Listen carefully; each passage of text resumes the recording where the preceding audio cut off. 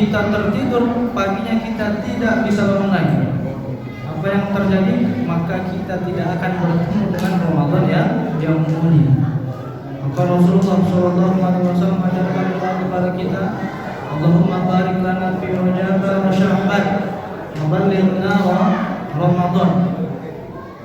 Jadi dari bulan, jauh-jauh bulan, dari bulan Rajab, Rasulullah mengajarkan kita agar Allah berkahi kita di bulan Rajab, kemudian di Sya'ban, kemudian kita minta sama Allah agar umur kita disampaikan kepada di bulan Ramadan. Begitu sangat mulianya lah bulan Ramadan ini. Maka kalau kita tidak bersyukur, Allah sudah sampaikan kita, Allah sudah pertemukan kita dengan Ramadan, maka itulah sejatinya hamba yang kufur. Maka ingat kata Allah, la in syakartum la azidannakum. Kalau kita bersyukur atas nikmat yang Allah berikan kepada kita, maka Allah akan tambahkan nikmat.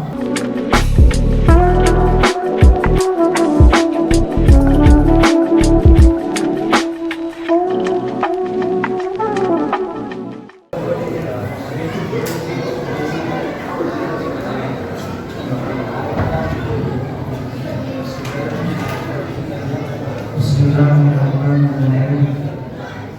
Assalamualaikum warahmatullahi wabarakatuh. Waalaikumsalam warahmatullahi wabarakatuh. Alhamdulillah. Wassalamualaikum warahmatullahi wabarakatuh.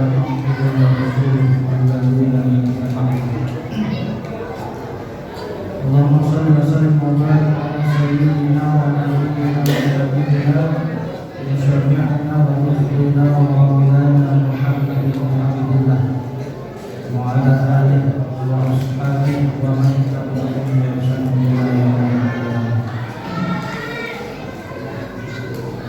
Bapak Ibu, orang tua yang kami muliakan dan insyaallah dimuliakan oleh Allah Subhanahu wa taala. Alhamdulillah, bersyukur kita kepada Allah Subhanahu wa taala karena sampai pada malam ke-6 Ramadan ini Allah Subhanahu wa taala masih saja memberikan kepada kita nikmat. Dan nikmat ini haruslah, mestilah, wajiblah harus kita syukuri. Ada hal yang lebih penting katanya. Maka bersyukur itulah hal yang lebih penting dari yang penting tadi. Karena Bapak Ibu yang dirahmati Allah, kalaulah bukan karena nikmat Allah, jangankan kita sampai di malam Ramadan ini, kita bertemu dengan Ramadan pun tak bisa. Kalaulah pada saat itu kita tertidur, paginya kita tidak bisa bangun lagi. Apa yang terjadi? Maka kita tidak akan bertemu dengan Ramadan yang mulia.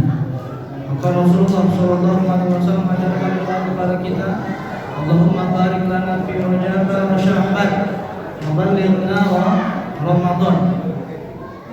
Jadi dari bulan, jauh-jauh bulan, dari bulan Rajab, Rasulullah mengajarkan kita agar Allah berkahi kita di bulan Rajab, kemudian di Sya'ban, kemudian kita minta sama Allah agar umur kita disampaikan kepada di bulan Ramadan. Begitu sangat mulianya lah bulan Ramadan ini. Maka kalau kita tidak bersyukur, Allah sudah sampaikan kita, Allah sudah pertemukan kita dengan Ramadan, maka itulah sejatinya hamba yang kufur.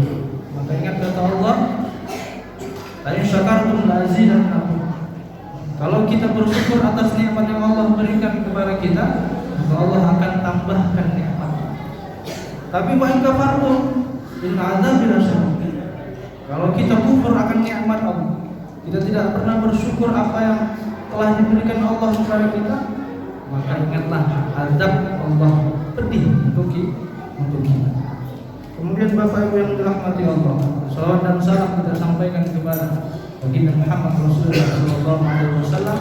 Allahumma shalli wa sallim wa barik. Mudah-mudahan insyaallah dengan kita senantiasa membasahi lisan kita dengan berselawat kepada Rasulullah.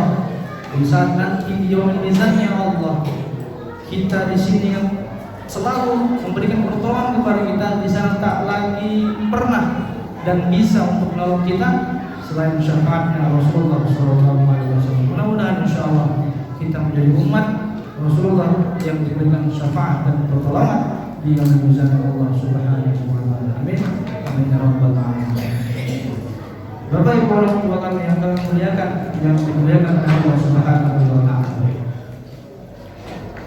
Di bulan suci Ramadan ini, di dalam bulan Ramadan yang mulia ini, diibaratkan kita masuk di dalam madrasah, yakni namanya madrasah Ramadan. Di dalam madrasah Ramadan ini kita banyak dibimbing, kita banyak diajarkan supaya kita menjadi muslim, menjadi mukmin yang sesungguhnya, yang taat akan agama, yang patuh kepada Sang Khaliq Allah Subhanahu wa taala. Maka Bapak Ibu yang dirahmati Allah, sebenarnya di dalam bulan suci Ramadan ini kita bukanlah hanya sekedar berpuasa, melaksanakan perintah Allah yakni berpuasa di bulan suci Ramadan ini, akan tetapi di madrasah Ramadan yang mulia ini kita juga digembleng, kita juga ditempa agar kiranya kita menjadi hamba, kita menjadi mukmin yang sejati yang diharapkan oleh Rasulullah SAW. Maka salah satu ajaran, salah satu bimbingan daripada madrasah Ramadan yang mulia ini adalah kita dituntut menjadi hamba yang selalu senantiasa merasa bahwa setiap detik, setiap saatnya kita merasa bahwa Allah Subhanahu wa taala selalu mengawasi kita, selalu melihat kita, selalu mendengar dan melihat kita kapanpun dan dimanapun. Maka sebagai contoh kecil, jika kita berada di dalam ruangan, di dalam ruangan tadi full dengan CCTV yang aktif. Jadi ketika kita berada di ruangan kerja kita tadi yang full dengan CCTV aktif tadi, maka bergerak sedikit pun saja, apalagi kita melakukan hal-hal kejelekan, kita melakukan keburukan di dalam ruangan tadi, maka akan nampak di monitor CCTV. Maka begitulah yang diajarkan di bulan suci Ramadan ini, kita harus bisa menjadi hamba yang selalu merasa bahwa Allah Subhanahu wa taala mengawasi kita. Nah, inilah yang dinamakan muraqabah, ihsan. Maka ketika malaikat Jibril alaihissalam bertanya kepada Rasulullah, "Ya Rasulullah, apa itu ihsan? Apa itu muraqabah?" Ihsan itu adalah engkau beribadah kepada Allah Subhanahu wa taala seolah-olah engkau melihat Allah Subhanahu wa taala. Tapi kalau kau tak sanggup melihat Allah, maka beribadahlah karena Allah sesungguhnya melihat dirimu. Maka Bapak Ibu yang dirahmati Allah Subhanahu wa taala, rukun agama ada 3. Yang pertama rukun iman, rukun Islam yang 5. Barangkali kita semua sudah melaksanakan yang namanya rukun Islam. Kemudian rukun iman yang ke-6. Mungkin barangkali juga kita bisa melaksanakan kedua rukun ini, rukun Islam dan rukun iman. Kemudian yang ketiga rukun ihsan. Kita beribadah kepada Allah seolah-olah kita melihat Allah atau Allah lah yang melihat kita. Nampaknya sepele. Kita kembali, kita beribadah bukan karena Allah Subhanahu wa taala, bukan karena Allah melihat kita, akan tetapi kita banyak di kalangan kita ini beribadah karena ingin dilihat oleh orang lain. Nah, ini yang salah itu. Maka kata ulama mengajarkan kepada kita ada beberapa tahapan yang kiranya bisa menanamkan sifat ihsan, sifat muraqabah tadi di dalam diri kita, di dalam hati kita, yang mudah-mudahan semoga dengan kita menanamkan ihsan tadi di dalam diri kita, kita terhindar daripada kemaksiatan, kita terhindar daripada kejelekan. Kata ulama tadi yang pertama, ketika kamu hendak melaksanakan atau melakukan kejelekan, maka ingatkan dirimu bahwa Allah Subhanahu wa Ta'ala itu Maha melihat, Maha mendengar, Maha mengetahui, dan sesungguhnya Allah Subhanahu wa Ta'ala selalu memantau, selalu mengawasimu. Maka apapun yang kau miliki, baik yang tampak maupun tak nampak, Allah selalu melihat, Allah Maha melihat, dan Allah Maha mengawasi kita.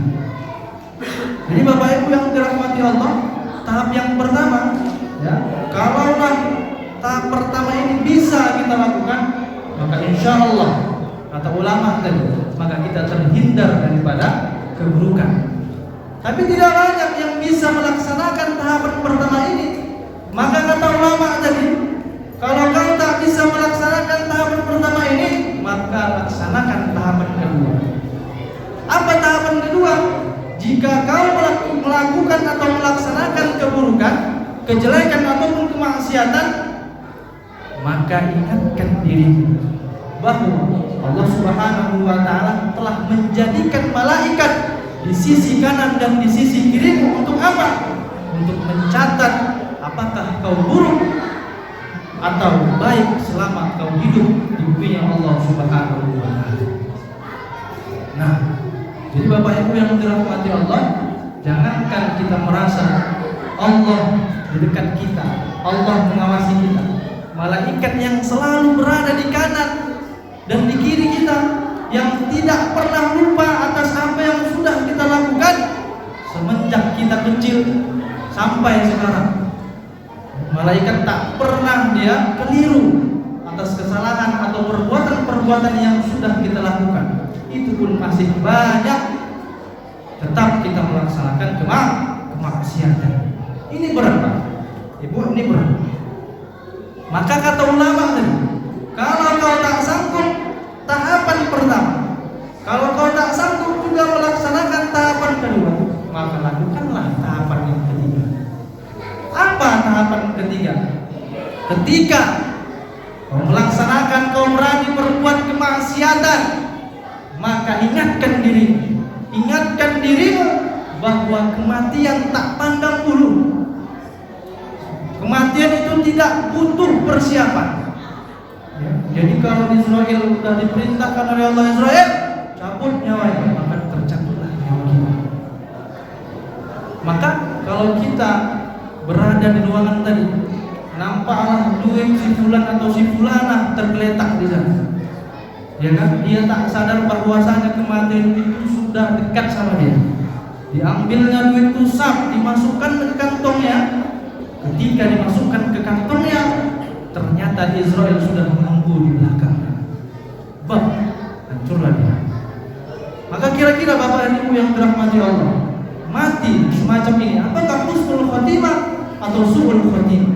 Pastinya su'ul khatimah. Dia mati dalam keadaan berbuat kemaksiatan. Namun ini pun susah dan sulit untuk kita laksanakan. Maka kata ulama lagi, inilah tahapan yang terakhir. Kalau kau tak sanggup melaksanakan yang pertama, yang kedua apalagi, yang ketiga pun begitu, maka laksanakan dan lakukan tahapan yang terakhir. Ketika kau berani melaksanakan atau melakukan keburukan, melakukan kemaksiatan selama hidupmu, maka ingatkan dirimu bahwa setiap apa kebaikan yang sudah kau lakukan, maka Allah Subhanahu wa Ta'ala akan memberikan pahala yang besar kepada Allah Subhanahu wa Ta'ala. Berjanji ketika kita melaksanakan kebaikan, Allah Subhanahu wa Ta'ala pasti akan memberikan surga kepada kita. Dan sebaliknya, ketika kita berani melaksanakan atau melakukan keburukan, kejelekan, amal yang buruk ataupun kemaksiatan, maka bersiaplah Allah Subhanahu wa taala memberikan kepada kita azab. Maka Bapak Ibu yang dirahmati Allah Subhanahu wa taala, inilah ihsan tadi. Kita beribadah kepada Allah, kita melaksanakan amal soleh itu karena semata-mata kita melihat Allah, kita takut akan Allah Subhanahu wa taala. Akan tetapi tahapan yang diajarkan oleh ulama kepada kita itu pun berat. Kenapa? Karena di zaman sekarang yang tren malah yang bermaksiat. Yang melakukan kebaikan itu tidak dipandang. Maka di momentum madrasah Ramadan ini, mari kita tingkatkan diri kita. Kita belajar sepenuhnya di madrasah Ramadan ini. Mudah-mudahan insyaallah dengan selalu mentaati, beramal soleh, mudah-mudahan ihsan selalu tertanamkan di dalam hati kita, di dalam diri kita, dan mudah-mudahan jika ihsan atau sifat muraqabah kita tadi lengket terhadap kita, insyaallah maksiat, kejelekan, keburukan akan jauh dari kita, dan kita senantiasa melaksanakan amal-amal soleh yang nantinya keluar dari madrasah Ramadan ini kita mendapatkan predikat sebagai orang-orang yang bertakwa. Amin, amin ya rabbal alamin. Mudah-mudahan barangkali itulah yang bisa saya sampaikan. Mudah-mudahan bisa menjadi pelajaran dan amalan buat kita semua. Amin, amin ya rabbal alamin. Allahumma muwaffiq ila aqwamit thoriq. Wassalamualaikum warahmatullahi wabarakatuh.